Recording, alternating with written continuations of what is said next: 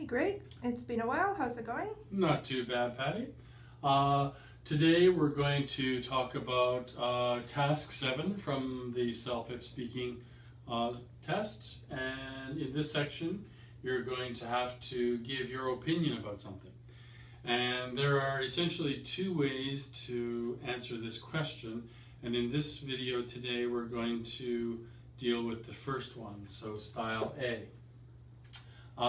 Some things to remember about Task 7 in CELPIP Speaking is that there are no correct answers. So no matter what the question is, the answer that you give is not right or wrong. Okay, so you don't have to think about what is it that what is it that they're asking me for. Like, you don't have to worry about that. The second thing you have to remember is that you really have to try to understand the question properly. If you're asked a question about your opinion on something in a city, that's different than if it's your opinion about a situation that's just in general. So the way that you answer is going to be specific to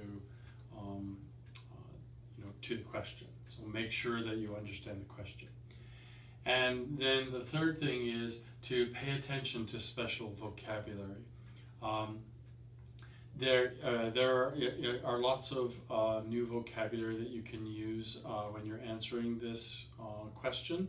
And in the second part when we talk about style B, I'm going to give you a specific example, and we'll actually go over some of the special vocabulary that will help you to do this part very well. So let's get to the actual style of answer. For the first 8 to 10 seconds, I've been talking about the introduction. In this section, the first 8 to 10 seconds, you're going to basically tell people what your opinion is or what you believe about the question. So there is a kind of a standard way that you can answer, beginning with saying that you understand that other people may think differently, but you think this. So you might say something like, some people might answer affirmatively, which means they agree with the statement, or people may say they might answer negatively, which means that they disagree with the statement. But I would answer, and then you say which one that you believe is the correct or is the best solution. So the second part is going to take you about 60 seconds. And in this main part of your answer, which we've been calling the body in previous videos, you're going to have to give at least 2 reasons why you are agreeing or disagreeing with the statement. And when you give your reason, you're going to have to give an example. So, for example, and this is a kind of a simple statement, but if I say to you, you should take your umbrella today, you probably are going to automatically think, oh, it's going to rain, right? But when you're answering this kind of question, you have to make sure that you tell why, right? And give an example of that. So for example, you might say, I think that you should take your umbrella today because it's probably going to rain and you don't want to sit in school all day wet. Okay? And you're going to have to do that with 2 different reasons that support your answer.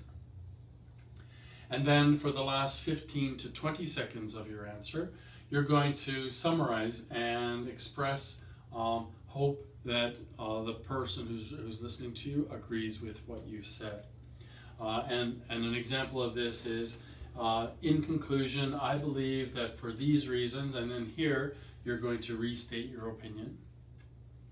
And then say, I hope that this will or will not happen in the future, if others feel the same way. Right? And just as I'm looking, I've just noticed a little spelling error here. So if others feel the same way.